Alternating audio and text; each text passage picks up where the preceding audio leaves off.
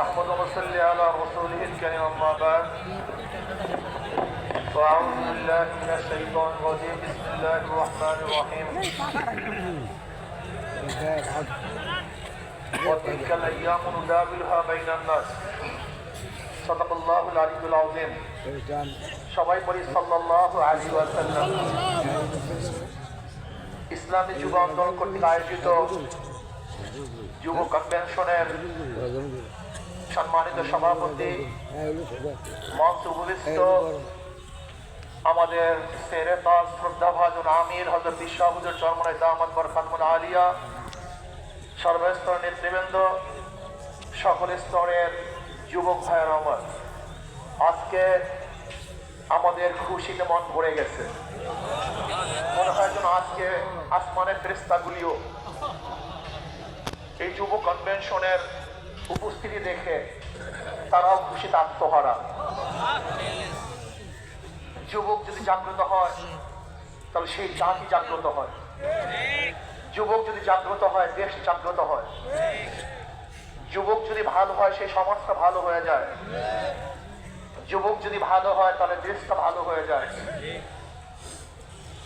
মনে রাখতে হবে ইসলামী যুব আন্দোলন রুহানিয়াতের সমন্বিত প্রয়াস, রুহানিয়াত ও জিহাদের সমন্বিত প্রয়াস, এই স্লোগান মনে রাখতে হবে। রুহানিয়াতকে বাদ দেওয়া যাবে না, রুহানিয়াতকে ধারণ করতে হবে। ইন্না সালাতি ওয়া নুসুকি ওয়া মাহইয়ায়া ওয়া মামাতি লিল্লাহি রাব্বিল আলামিন। আমার জানি ইবাদত, আমার মালি ইবাদত, আমার আন্দোলন, আমার সংগ্রাম, সবার উদ্যানে আসা, আমার সময় দেয়া, আমার জীবন দেয়া, আমার মাল দেয়া, আমার ত্যাগ করা সম্পূর্ণ কার উদ্দেশ্যে? জোরে বলেন, একমাত্র আল্লাহর উদ্দেশ্যে। ইসলামী যুব আন্দোলন সাহাবাদের অনুসরণ করে, সাহাবাদের অনুসরণ ইসলামী যুব আন্দোলন। সাহাবাদেরকে ভুলবেন না, তারাই আমাদের অনুপ্রেরণা। আমরা তাদের দেখানো পথে চলতে চাই, তাদের মহব্বত অন্তরে লালন করি, তাদের ভালোবাসতে জানি, তাদেরকে ভালোবাসতে জানি, তাদেরকে এত মহব্বত করি আমাদের জীবনের চেয়ে সাহাবায়ে কেরাম থেকে বেশি মহব্বত করি। শুধু কি তাই, যারা সাহাবাদেরকে ঘৃণা করে, সমালোচনা করে, ওদেরকে আমরা মহব্বত করতে পারি না, ওদেরকে আমরা ভালোবাসতে পারি না। আমরা জনাব মুহাম্মদ রাসূলুল্লাহ সাল্লাল্লাহু আলাইহি ওয়াসাল্লাম আদর্শ গ্রহণ করে তার দেখানো নিজের আদর্শ বাস্তবায়ন করতে চাই। আমরা এর দোকানের আদর্শ বাস্তবায়ন করতে চাই না, আমরা মুর্শিদের আদর্শ বাস্তবায়ন করতে চাই না, আমরা মদিনাওয়ালার আদর্শ বাস্তবায়ন করতে চাই। আমি যুবককে বলবো, খবরদার সুন্নাতকে বাদ দিয়ে কোন আন্দোলন সংগ্রাম আমরা করতে চাই না। আমরা সুন্নাতকে ধারণ করে আন্দোলন সংগ্রাম করতে চাই। আমরা সুন্নাতকে জবাই দিয়ে তাকিয়ার নামে, আমরা কৌশলের নামে সুন্নাতকে জবাই দিতে চাই না, বরং আমরা চাই সুন্নাতকে সমন্বিত করতে, সুন্নাত অনুযায়ী চলতে। আমি বিশ্বাস করি ওয়ালা তাহিনু ওয়ালা তাহজানু ওয়া আনতুমুল আ'লাউনা ইন কুনতুম মুমিনিন। যদি আমাদের ঈমান মজবুত হয়, যদি ঈমানকে শক্তিশালী করতে পারি, তাহলে এমন আওয়াজ দেব আল্লাহু আকবারের ধ্বনিতে, যেরকম রাজা গৌর গমদের তখ্ত তাও ধ্বংস হয়ে গেছে, আমরা যদি আল্লাহু আকবারের ধ্বনি দিতে পারি, ঈমানের সাথে আল্লাহু আকবারের ধ্বনি উচ্চারণ করতে পারি, তাহলে বর্তমান ফ্যাসিস্টদের সমস্ত তখ্ত তাও ভেঙে চুরমার হয়ে যাবে ইনশাআল্লাহ। এজন্য যুব আন্দোলনকে বলবো, খবরদার জিকির ও ফিকির, জবানে জিকির থাকতে হবে, ব্রেনের মধ্যে ফিকির থাকতে হবে, কলমের মধ্যে শুকুর থাকতে হবে, অঙ্গ প্রত্যঙ্গে সবর থাকতে হবে। মনে রাখবেন, রুহানিয়াত ও জিহাদের সমন্বিত প্রয়াস। রুহানিয়াতকে বাদ দিয়ে কোনো জিহাদ আমরা চাই না। রুহানিয়াতকে বাদ দিয়ে জিহাদ করবেন, এটা জিহাদ হবে না, সন্ত্রাস হবে। কি হবে? সন্ত্রাস হবে। যেই জিহাদের সাথে রুহানিয়াত নাই, ওই জিহাদ জিহাদ না, বরং সন্ত্রাসবাদ হবে। ইসলামী ছাত্র আন্দোলন, ইসলামী যুব আন্দোলন, ইসলামী আন্দোলন বাংলাদেশ, তারা কি চায়? আল্লাহর জমিনে আল্লাহর হুকুমতের মাধ্যমে কল্যাণ রাষ্ট্র চায়। ইসলাম হুকুমত বাদ দিয়ে আমরা কল্যাণ রাষ্ট্র চাই না, আমরা ইসলাম হুকুমতের মাধ্যমে কল্যাণ রাষ্ট্র প্রতিষ্ঠিত করতে চাই।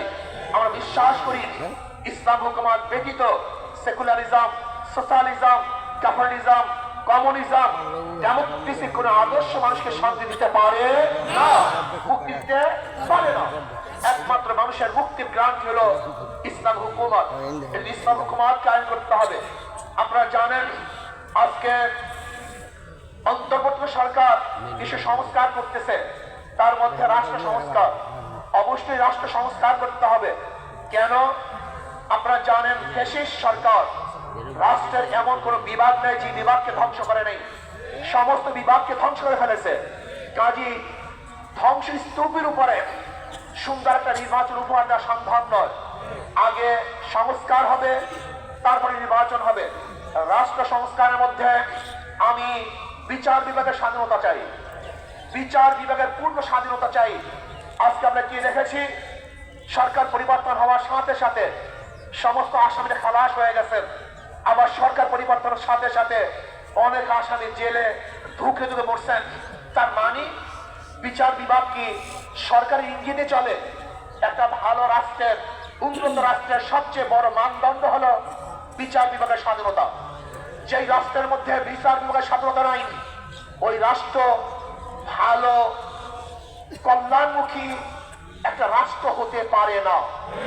এর জন্য ওই বিচার বিভাগের স্বাধীনতা চাই, এমন স্বাধীনতা চাই বিচারকরা আইন অনুযায়ী বিচার করবে, কাউ ইঙ্গিতে বিচার করবে না, কাউ দিকে দৃষ্টি করে বিচার করবে না, বরং আইনে যা আছে সেই অনুযায়ী সে রায় প্রদান করবে। এমন স্বাধীনতা বিচার বিভাগকে থাকতেই হবে। এমনকি ওই চেন্নাইকে, চিটাগংয়ের চেন্নাইকে, সেও যদি বিচারের আওতা দিয়ে, সেও যদি আইনের আওতায় খালাস পায়, আমার কোনো আপত্তি নেই। কিন্তু আমিও যদি বিচারের আইনের মাধ্যমে জেলে থাকি, তাহলে আমার আপত্তি নেই। বিচার বিভাগকে স্বাধীন দিতে হবে, কাউ ইঙ্গিতে বিচার বিভাগে চলতে পারে না। যদি বিচার বিভাগের স্বাধীনতা না থাকে, মান হাফেরা হুফেরা, তুমি যেই গর্ত খুঁজবা সেই গর্তের মধ্যে একদিন তুমিই পড়বা। এজন্য বিচার বিভাগের স্বাধীনতা চাই। নাম্বার 2, সংবিধান সংস্কার। আজকে দেখেছি সেখানে প্রায় 505টা আসন রাখা হয়েছে।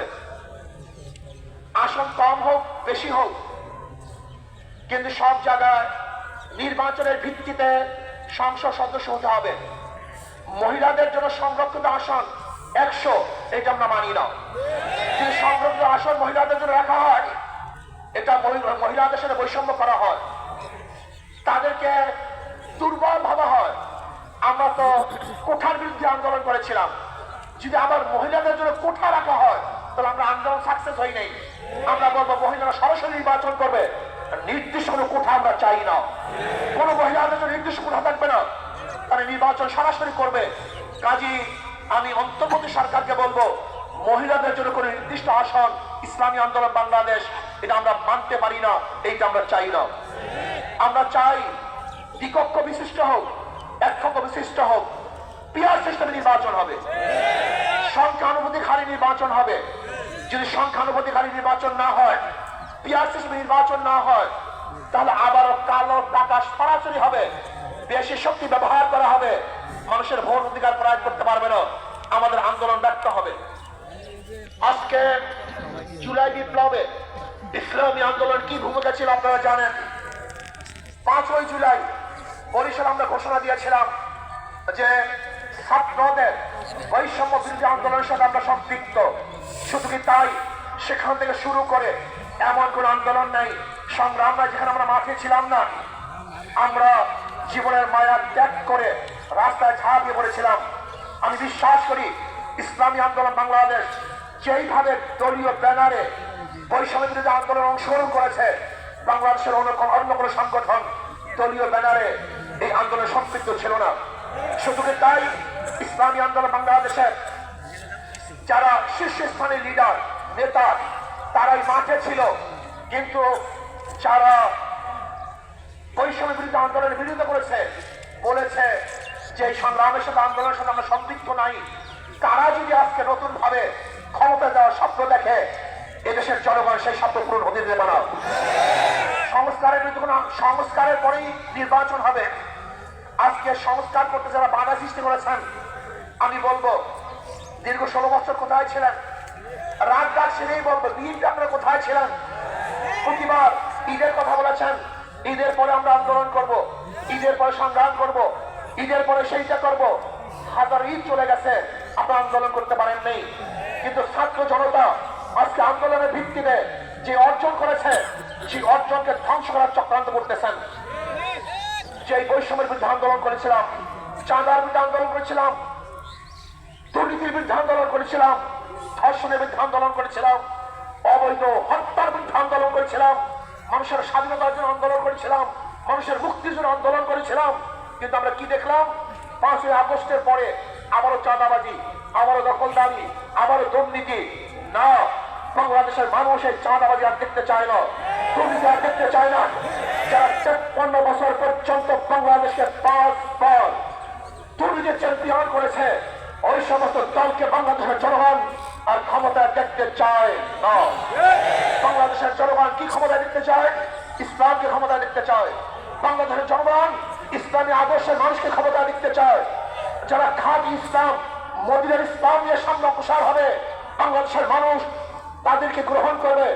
মদিনার ইসলামের বাহিরে কোন নব ইসলামকে বাংলাদেশের মানুষ গ্রহণ করবে না ইনশাআল্লাহ। আসুন, ইসলাম হুকুমাতের জন্য আমাদের সাধনা করতে হবে, চেষ্টা করতে হবে। আমাদের আন্দোলন এখনো সমাপ্ত হয় নাই, আমাদের সংগ্রাম এখনো শেষ হয় নাই, আমাদের যুদ্ধ এখনো শেষ হয় নাই। ফ্যাসিবাদের বিরুদ্ধে আন্দোলন করেছিলাম, এখন চাঁদাবাজের বিরুদ্ধে আন্দোলন করতে হবে, দখলদারের বিরুদ্ধে আন্দোলন করতে হবে, যারা দুর্নীতিবাজ তাদের বিরুদ্ধে আন্দোলন করতে হবে, যারা টাকার তাদের বিরুদ্ধে আন্দোলন করতে হবে, যারা দেশকে ধ্বংস করার চক্রান্ত করতেছে তাদের বিরুদ্ধেও আরেকবার আন্দোলন করতে হবে। আজকে ভারত আমাদের দেশকে দখল করার চক্রান্ত করতেছে। আমি ভারতকে বলবো, আপনি আমাদের দেশ দখল করার চক্রান্ত করতেছেন, আমাদের দেশের দিকে চক্ষু তুলছেন, আঙ্গুল উঁচা করছেন। আপনি কি জানেন বাংলাদেশের অবস্থাটা কি? আমরা জীবনভর লড়াই করি, বেঁচে আছি, লড়াই করি, পারবো ইনশাআল্লাহ। আমরা জীবনভর লড়াই করেছি, আরো লড়াই করব, লড়াই করতেই থাকবো। যতদিন পর ইসলাম হুকুমত না কায়েম হবে, ততদিন পর্যন্ত ইনশাআল্লাহ মাঝে থাকবো, ময়দানে থাকবো। প্রিয় ভাইয়েরা আমার, আগামী নির্বাচন আসতেছে, নহে সমাপ্ত কর্মমদের অবকাশকতায় ইসলামের আজকের থেকেই আমাদের কাজ শুরু হবে। মাঠে ময়দানে প্রত্যেকটা দাঁড়ে দাঁড়ে ঘরে ঘরে গিয়ে মানুষকে ইসলামের কথা বোঝাতে হবে, ভোট আদায় করতে হবে, ইসলামের পক্ষে আমরা ভোট নিয়ে আসবো। আল্লাহ আমাকে এবং আমাদের সবাইকে ইসলাম হুকুমত কায়েম করার চেষ্টা করার এবং সর্বোচ্চ ত্যাগ করার তৌফিক দান করেন। যুব কনভেনশন শুকরিয়া আদায় করছি, যারা আয়োজন করছেন সবাইকে ধন্যবাদ জ্ঞাপন করছি। আসসালামু আলাইকুম ওয়া রাহমাতুল্লাহি ওয়া বারাকাতুহু। সংগ্রামী